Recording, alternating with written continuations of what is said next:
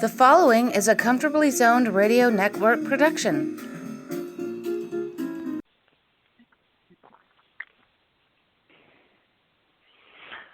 Good afternoon, everybody.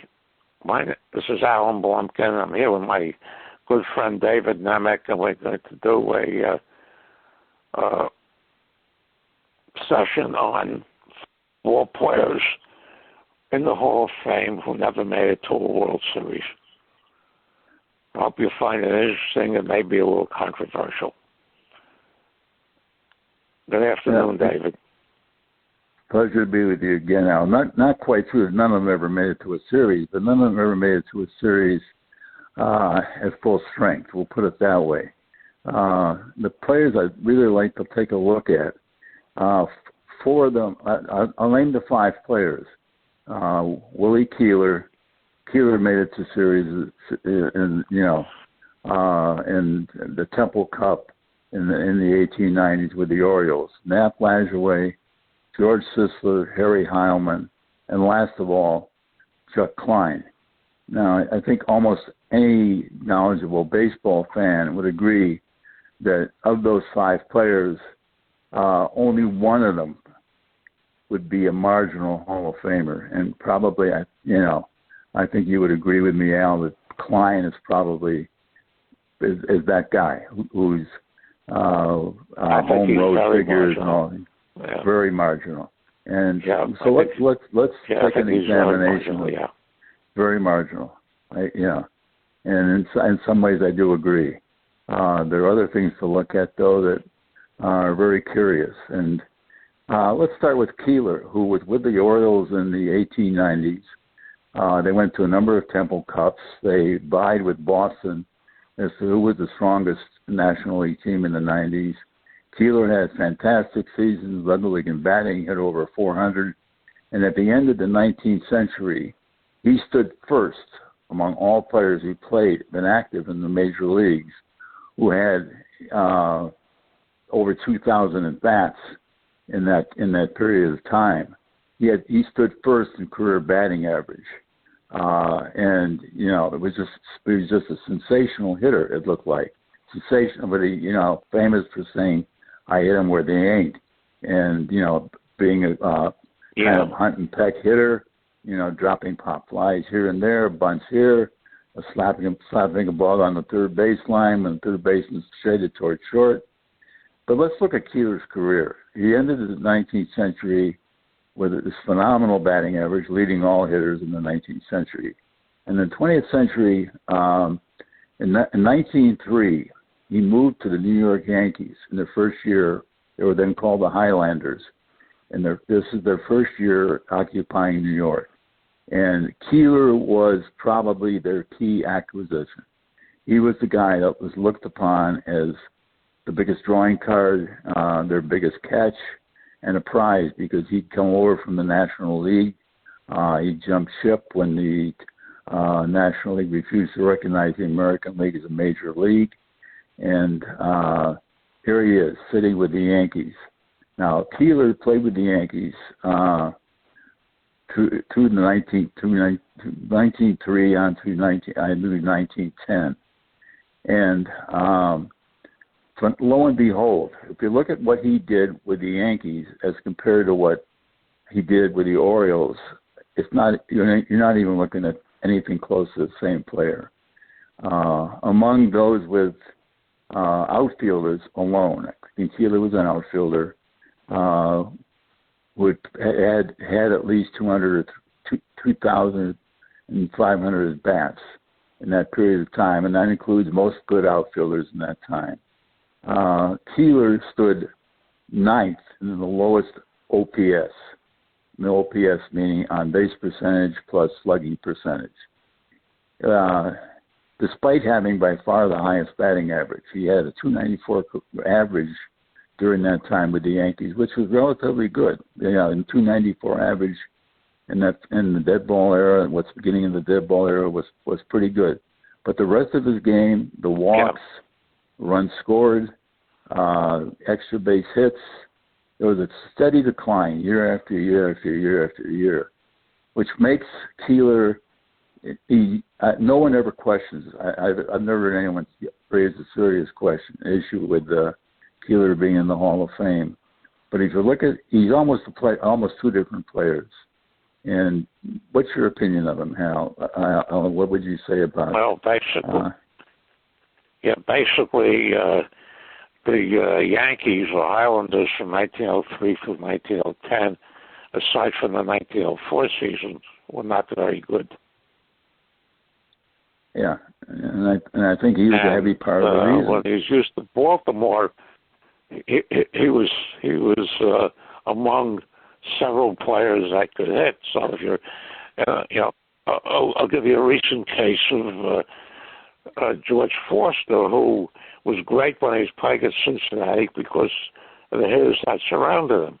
And so was Keeler like that.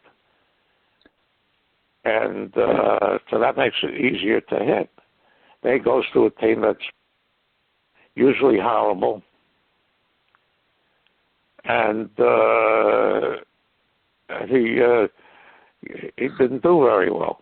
And so anyway, I'm surprised. I haven't looked at his page in reference in a long time, but I assume he didn't walk very much.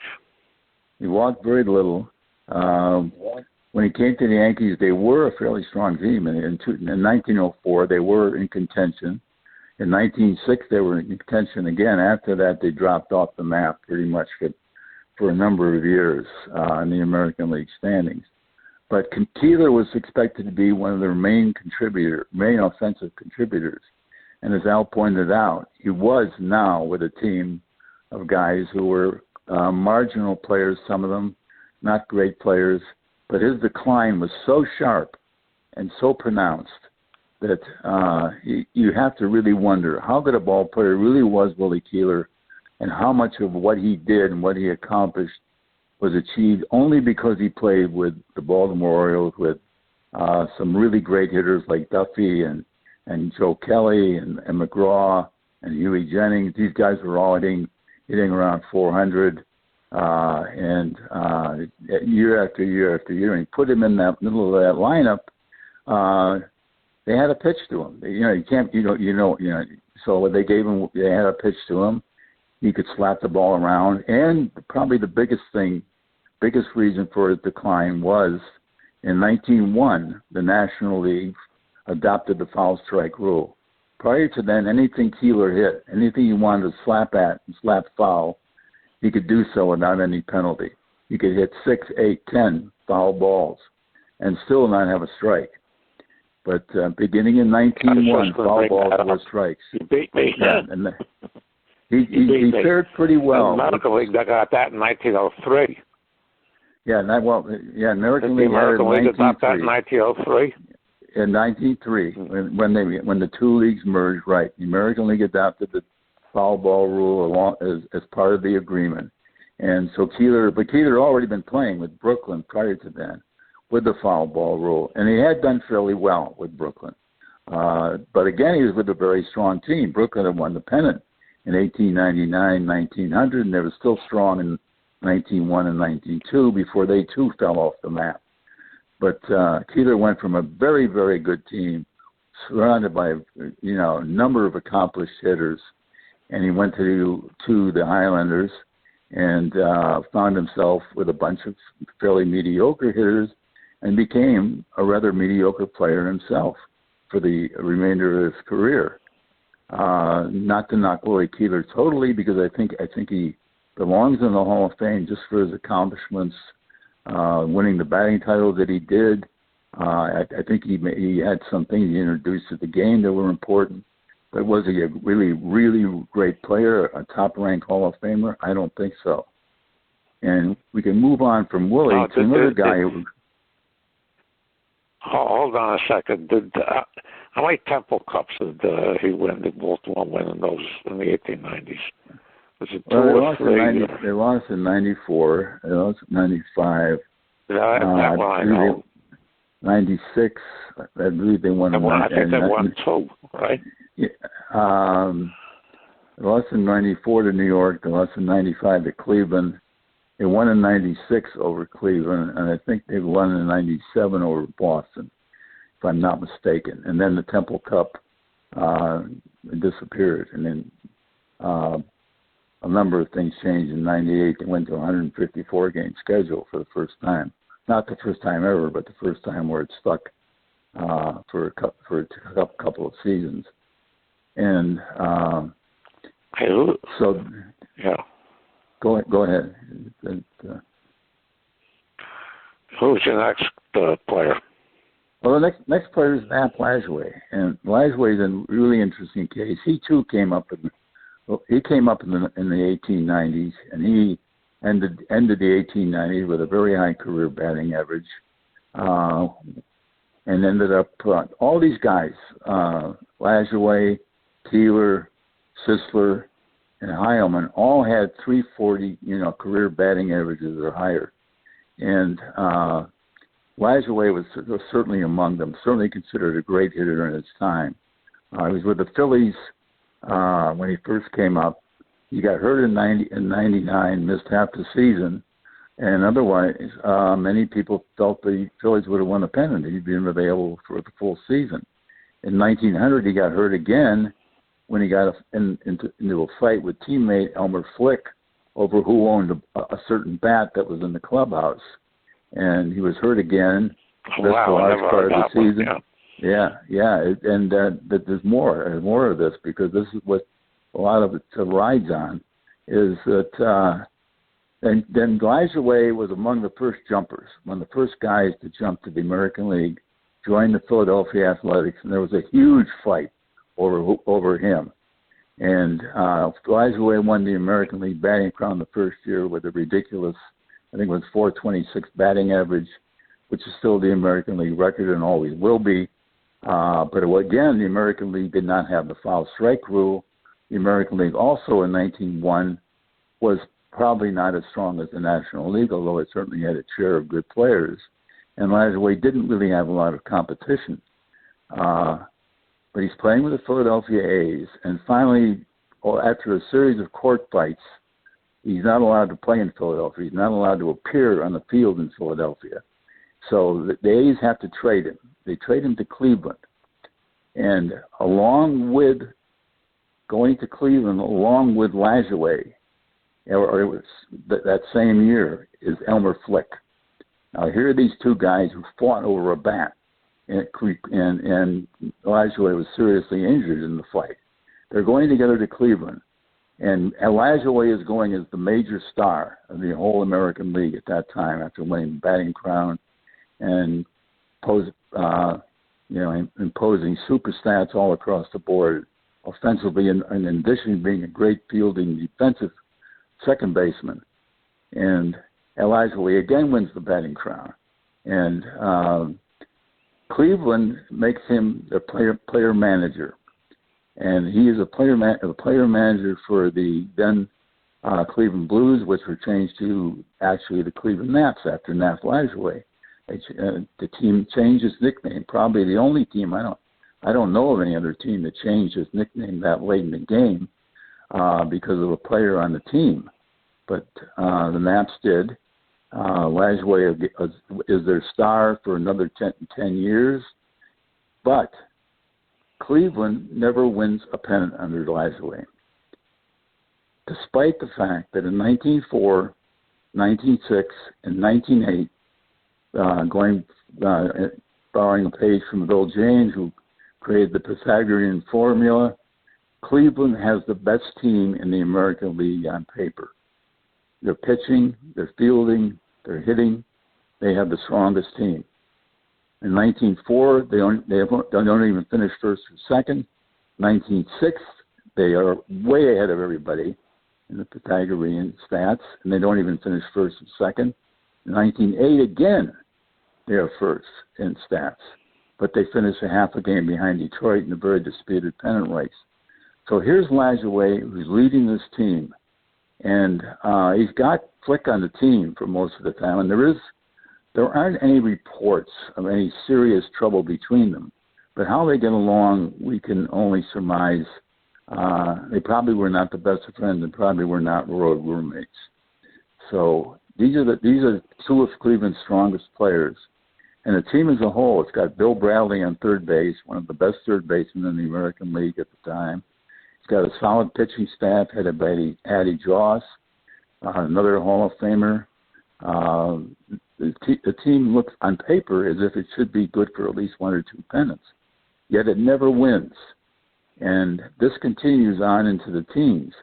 As a result, Lajoie leaves the game after spending his final 2 years back with the A's as just a marginal player. He's already in his 40s, and leaves the game never having won a pennant. And the attributable, it's hard to say for sure, but Cleveland was never considered a team that hustled a lot, had a lot of spark. They didn't have guys like Ty Cobb who fired teams up, fired their teammates up. They didn't have guys like Kid Elberfeld. All these teams had really fiery guys. Bill Dolan in the National League. The teams that won generally had guys who generated something and brought their teammates along with them. And these are the teams that usually won the pennants and did very well. Lajoie apparently was unable to do that. He couldn't generate much enthusiasm around. Well, in 1908, there's a book that came out several years ago that I have on the American League race in 1908, and they weren't required to make up rained-out games.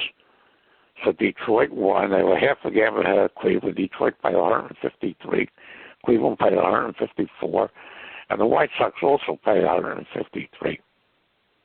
But there was no rule I think they had in the National League to make the games. So, they gave Detroit the pennant, the American League, and they were beaten by the Cubs in that World Series. Yeah, it was interesting. In the last day of the season, here's Cleveland, Detroit, and Chicago all going down to the wire. Yet Cleveland is mathematically out of the race because whoever wins the Detroit-Chicago game wins the pennant. And if Chicago had won that game, they would have gone to the World Series, not Cleveland, despite Cleveland only being half a game behind. Chicago, if Chicago won the game, it would have been a three-way tie. Yeah, but they wouldn't have played it off. They would have gone. They would probably have gone. There's nothing in the. I don't know if they would have done what happened in the National League because the winning percentages would not have been the same, and they would have gone by winning percentage, and then Chicago would have had the winning percentage. No, they would all have the same record. No, they didn't. They didn't. Detroit played less games. So that was the difference. They played one less game. They played 153. 150. Them and the White Sox played 153. Well, I think they were 90 and 63. Cleveland was 90 and 64, and the White Sox were 89 and 64. So Chicago wins. That's a three-way tie. Well, but where Chicago had identical record to Cleveland, you may be right on that. I'm not that good. No, they were half a game worse. They were half a game worse. They were if they played Detroit and they won, all three teams had the same record. Well, they wouldn't have the same winning percentage, and that's what would have been the determining factor at that time. How can you have if you all have the same record? How can you have different winning percentages?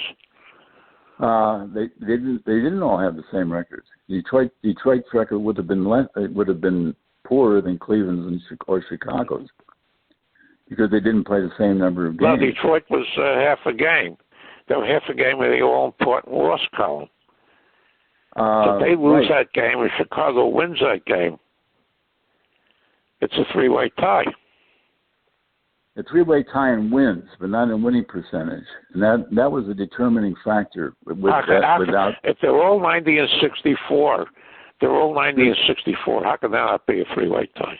Well, they weren't all 90 and 64. The Tigers and the White Sox only had one unplayed game. Right.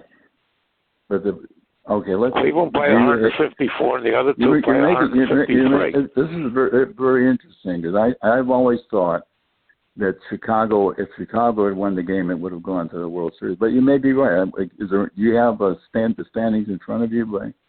Any chance I don't? Because this is interesting. I think people will be interested in it too, because there was a pennant race in the dead ball era that was decided by winning percentage.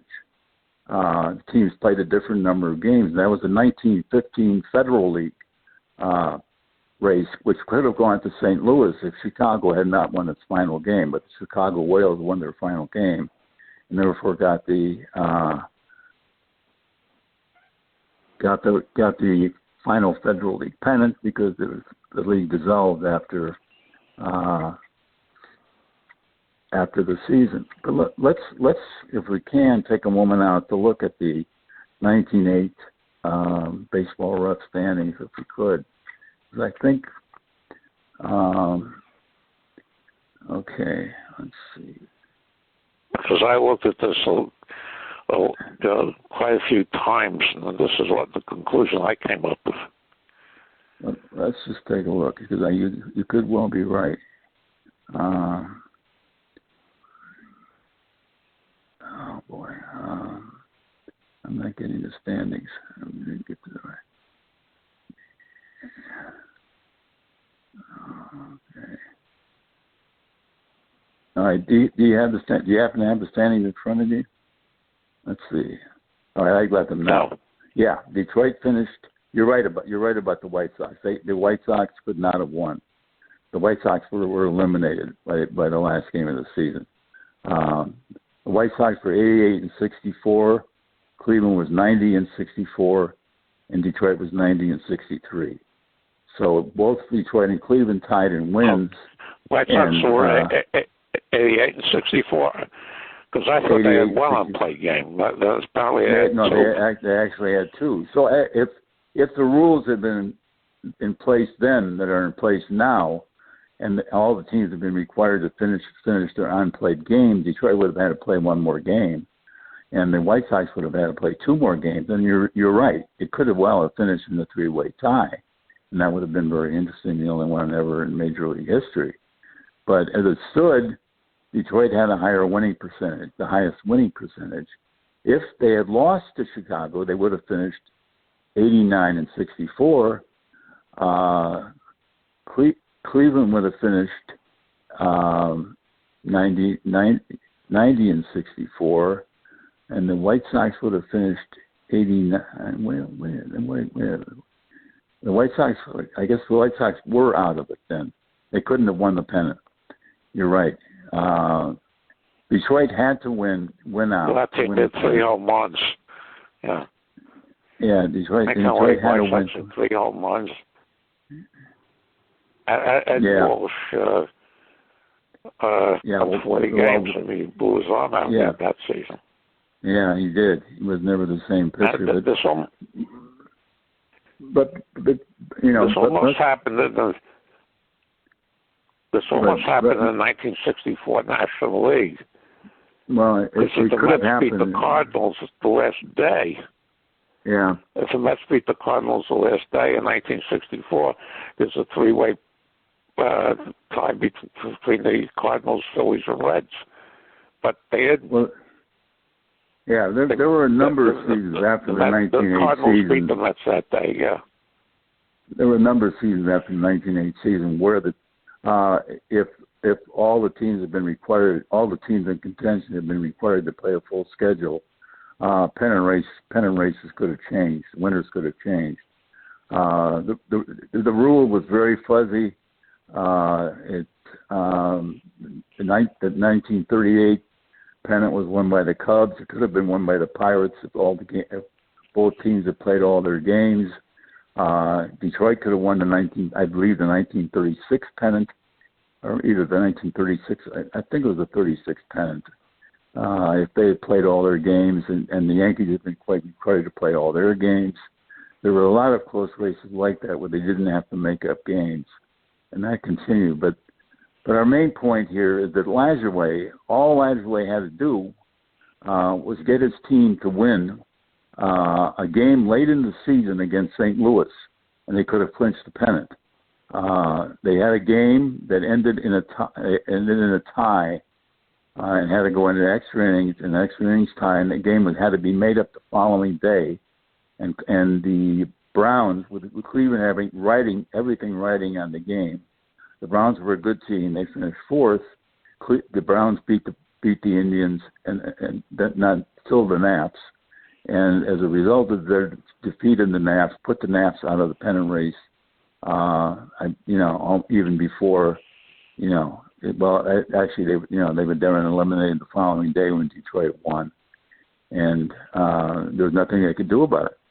And as a result, Lajoie just never had that spark as a manager to push his team over the edge.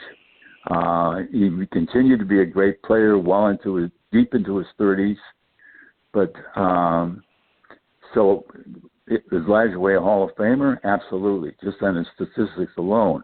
Was he ever on a pennant winner? No. Was he a contributing factor to his never being on a pennant winner? I think we can say yes on that, because he was a manager of some very good teams that needed that extra kick in the pants, and he wasn't the manager to do it. Cleveland was not well served by having him their player manager all those years, and I actually think Connie Mack may have been happy to trade Lajoie after the 19-1 season, realizing that he was going to have a guy with a big head on his team who just won the batting championship, and whereas he had a very cohesive team, otherwise he was happy. He was probably happy in some respects, or certainly not as saddened as one would think, to see Lajoie depart to Cleveland. And as events turned out, Lajoie never did play in a pennant winner. If we move on then from Lajoie, we move to George Sisler, another really great player, won batting championships, hit over 400, set the record at the time for the most hits in the season.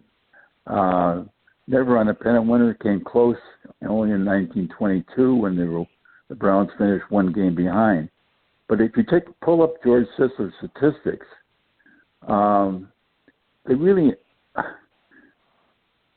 they bear an odd resemblance to Willie Keeler's in some respects, but for a different reason.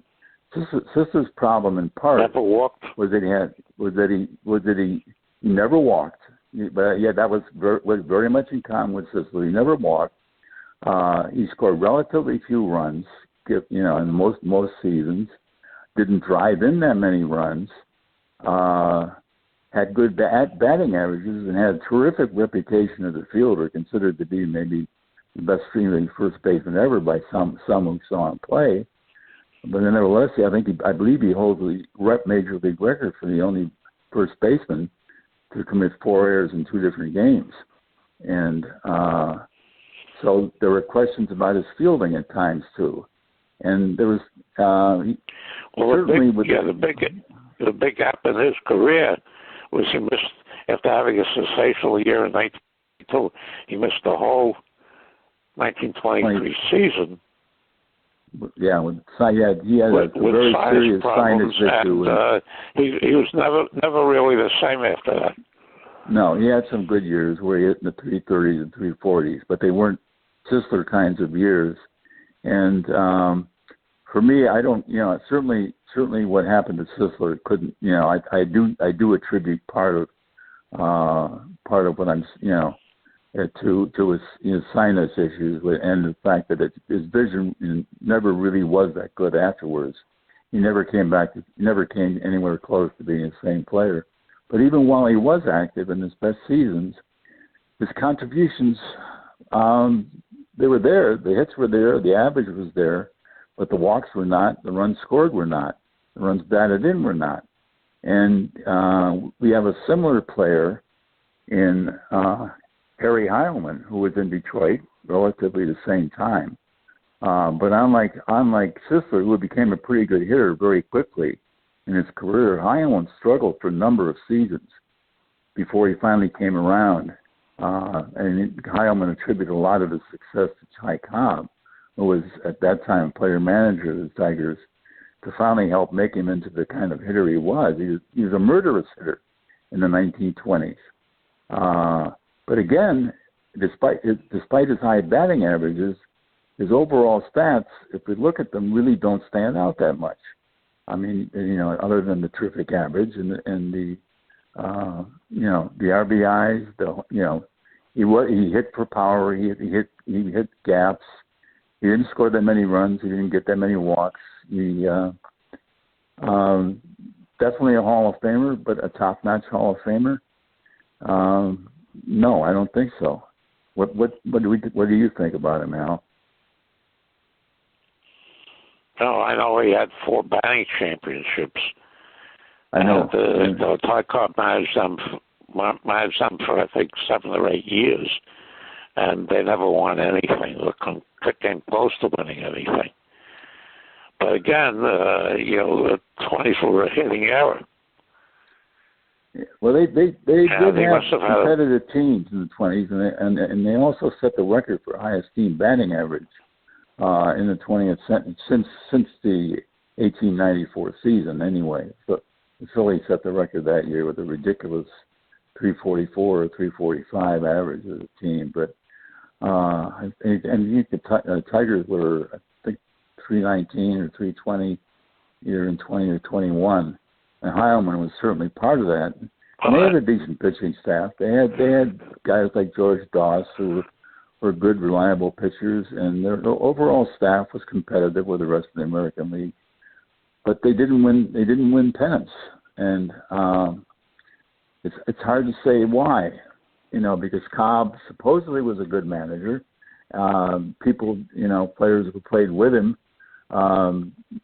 never seemed to have any real problems with him. Heilmann said that that Cobb really helped him a lot, but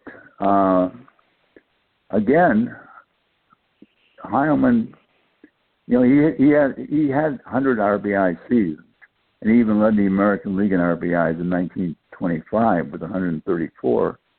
But they weren't overall the kinds of seasons that players in other teams were having. He also led the American League in hits with 237 in 1921. And as Al pointed out, he won 4 batting championships in the space of 8 seasons. Every other season, he won the batting championship, 21, 23, 20, 25, and 27. But the Tigers, even though he hit 344 in 1929, didn't seem to have a problem getting rid of him. And he went over for one final season to the National League and hit 333. And at the time, he was 35 years old, but he seemed to still have enough left in his tank to have gone on for a few more seasons. But he didn't, and there wasn't any big push, none that I've ever heard of anyway, by the Reds to say, Harry, come on, hang around with us a couple more years. I mean, you still got it. Nobody seemed to push him that way. And the Tigers didn't make any real effort to keep him after the 29th season. So you have to wonder why. And in Heilmann's case, it's a little more difficult than it is for Sisler and for Lajoie. Lajoie wasn't a spark plug as a manager. Sisler didn't have the RBIs and the walks. Heilmann just seems to have been an overall good hitter, but somehow lacked. I don't know what would you say what might have been his problem, Al? Who knows? Maybe he was a troublemaker. Maybe he didn't get along with teammates or managers. I have no idea what the problem was. But there were guys, and especially late in that era, the late 20s and early 30s, who, like Smee Jolly would come up from a Coast League, have a good hitting season, but of course he was terrible outfield. And there were guys that would come up from the AAA leagues and hit well, and then they would go back because they had some sort of deficiency that wouldn't allow him to stick around. I don't know how he was as a fielder. He was a decent fielder, but, and last season with Detroit, he batted 344. He was suffering from arthritis. That was coming on him late in his career, and that was, of course, was going to have a more and more pervasive effect as the years wore on. But he hit 344 in his last year with the Tigers, and not only did they make no effort to sign him, they put him on waivers, and it was waived out of the American League to the National League after hitting 344. Well, how many Hall of Famers? The same thing happened with Hank Reaper after 1946, when he led the American League in home runs and RBIs, and they sold him to the Pirates in 1947, which was his last year. Greenberg was older at the time, and he wanted big bucks that the Tigers weren't willing to pay. And as it turned out, he did only have a little bit left. He had a decent season with the Pirates in 47, but was nowhere near the player that Heilmann still seemed to be. It's a puzzle. I've never been able to determine why Heilmann decided, or either decided. I don't know if he decided to pack it in, or they claim he retired after the 30 season. I don't entirely believe that. I think he was encouraged to retire. He then appeared as a player coach for a while, but didn't really play much, and he ended up the voice of the Tigers, though, and a very popular voice. I remember listening to him as a kid, and Harry Heilmann stood out as one of the better broadcasters. And that's how I first heard of him. And when I read about him and saw his stats, I said, wow, this guy must have really been some ball player. And yet he's suspect in ways that, probably for different reasons, but in ways that, the others we've talked about are too. They all had a flaw, and their flaws were all different. And then we come to the fifth player we've discussed is Chuck Klein. Now, Chuck Klein, really one of a kind. Chuck Klein played with the Phillies from 1928 to 1933, and he played in a field called the Baker Bowl, which had a very short porch in right field, a high fence. You had to be able to lift the ball over the fence. And Klein excelled at doing that. Excelled to a point so that every season from 28 to 33, his home and road stats grew increasingly. The gap widened in every season until it was over 200 points in his 1933 season. He had more than 200 points higher at home than he did on the road. I think he batted 269 on the road. And the claim against Klein is he was a Baker ball hitter only, and never should have been a Hall of Famer. He shouldn't have been allowed to make those 6 seasons, really only 5.5, because he only played half a season a rookie year into a Hall of Fame career. And the excuse for putting him in was, well, those numbers were pretty big, and Dizzy Dean didn't play a whole lot either. So before he got hurt, but nobody really pointed out what happened to Chuck Klein. Chuck Klein was traded after the 1933 season from the Phillies to the Cubs, and the Cubs were very much a contender, whereas the Phillies were never much of anything. And the Phillies got very little for him in the way of playing strength, and they got cash, which is really what they wanted. And Klein came to the Cubs, and the rap on him that he carries to this day is he just didn't have it as a ball player when he went to a good team in a different park. But if you look closely at what happened in the 1934 season, you see something very interesting. Klein started the season off as a terror. He was leading the club in home runs. He was leading the club in RBI. He was through the month of May. The Cubs were very much in contention. Klein was fit in the Wrigley Field. He was hitting on the road. Opening day, he homered in Cincinnati's Crosby Field. He homered later in Pittsburgh. He was getting home runs all over the place. So it wasn't that he was just a Baker Bowl player. I think with Klein played with the Phillies, he only liked playing in the Baker Bowl, and he just kind of went through the motions when they went on the road because it was such a rotten team he didn't really put out. And with the Cubs, I think he put out too much. What happened to Klein, you can trace to one day, May 30th, 1934. He pulled a hamstring muscle and had to be pulled out of the game. The hamstring muscle was fairly seriously injured, but Klein attempted to hide it and didn't want to tell the Cubs that he was hurt, really, that he was hurting as badly as he was. He continued to play, and he continued to do fairly well for a week or so afterward. Then suddenly, his average started dropping from the 330s to the 340s to the 330s to the 320s and on down the line, until it came to a point where Klein was not even considered. He's hardly even considered part of the regular outfield. They were playing Rick Stevenson at that time, who was really pretty much over the hill and sitting Klein for a lot of games. And everybody, Klein never talked about this, never made this public until later in his life. I don't know if Chicago writers were aware of it. If they did, if they were, they didn't write about it. But Klein was seriously enough hurt that he should not have been playing. If he had sat 2 or 3 weeks like Mike Trout is doing now with a pulled hamstring, who knows what could have happened. He could have carried the Cubs to the 34 pennant. He could have stayed with them in 35. But he still suffered from the same injury. And as a result of that injury, the Cubs traded him back to the Phillies. And the first part of his career, Klein had unbelievable stats.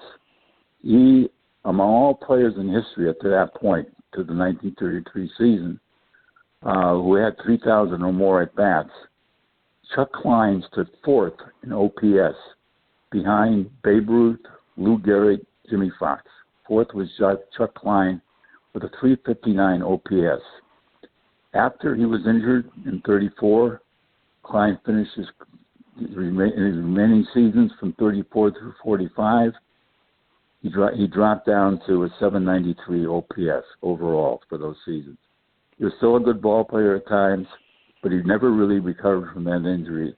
And a full discussion of what really happened to Klein as a player and as a man, because he had serious alcohol problems, didn't get much help from his teams, wasn't the kind to talk about his problems with anybody.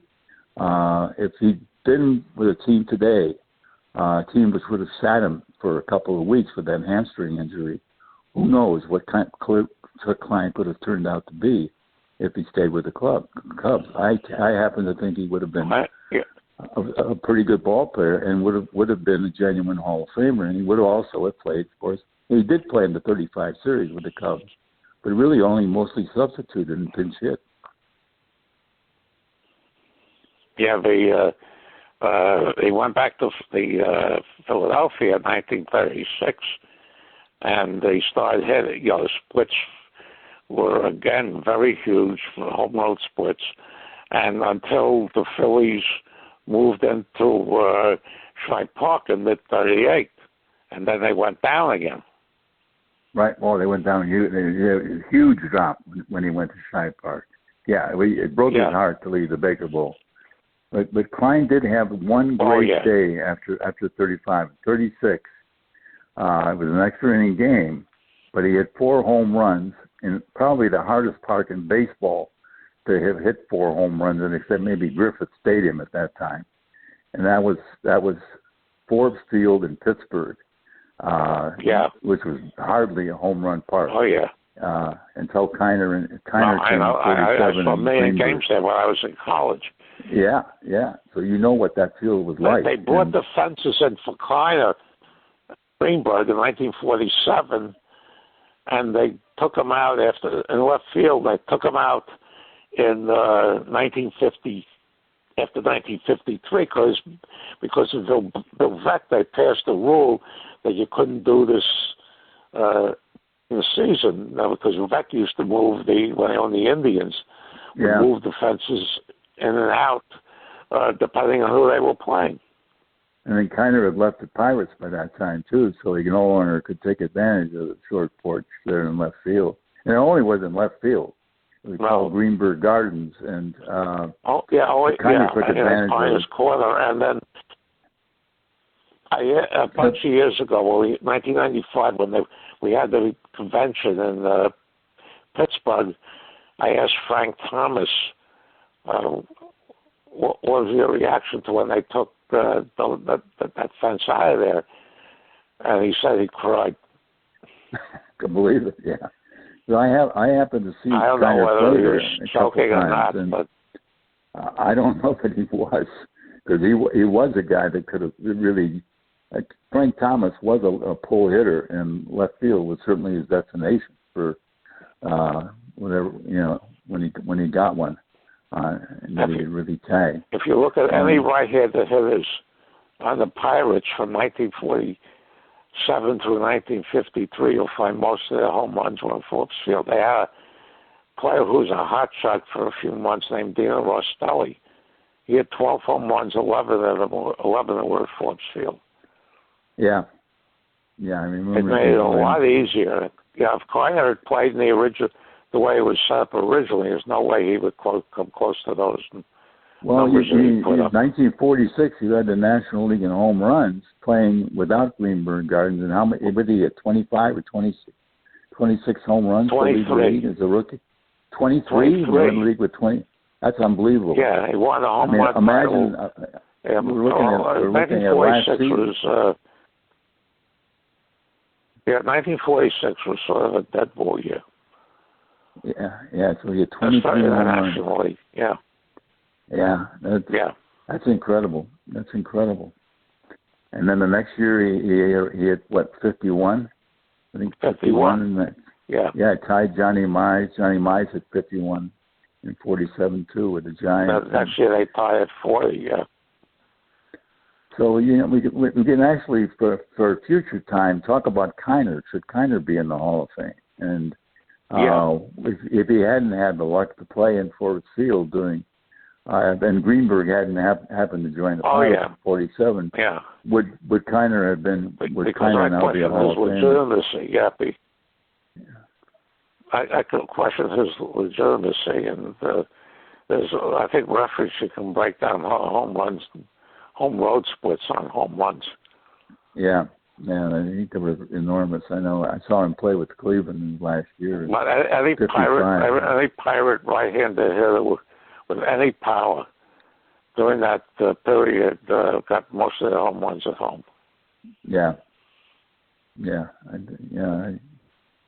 I saw him hit a few there, and I think this has been an interesting discussion with these guys because. Klein is everybody regards him as a very questionable Hall of Famer, and they raised the issue of the Baker Bowl, and it certainly is an issue. But I do think Klein was a much better ball player than people realize, and probably would have made the Hall of Fame if his career had been allowed to play out injury free. Anyway, and I think the others were all deserving Hall of Famers, but they were all deserving Hall of Famers: Keeler, Lajoie, Sisler, Heilmann. But they each had a flaw. Yeah. They each had a flaw, and so I love talking about this with you, because we share some of the same memories, and we could go on and do another take on five other players in more recent times, and I think continue this future point. I hope this gets a good reception. Oh, I hope so too, because I certainly enjoyed talking with you about it. Same here. Always a pleasure. Really. We'll do one soon. We'll do another one soon. Okay. Thanks, Al. Thank you so much. And this is Alan Blumkin saying to all listeners, good night. Well, but where you are, it's still daytime. Okay. Take care. Right. Yeah, take that was a good. I enjoyed that. It was fun. Yeah, it always is with you. You know, I don't know about you since those trivia books of the 70s.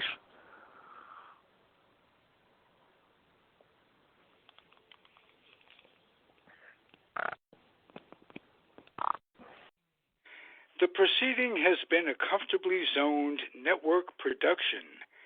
You are advised to keep your dreams wet, your humor dry, your children and grandchildren out of military recruiting offices, and off the laps of clerics who wear dresses. Thank you for listening, everyone. Happy trails.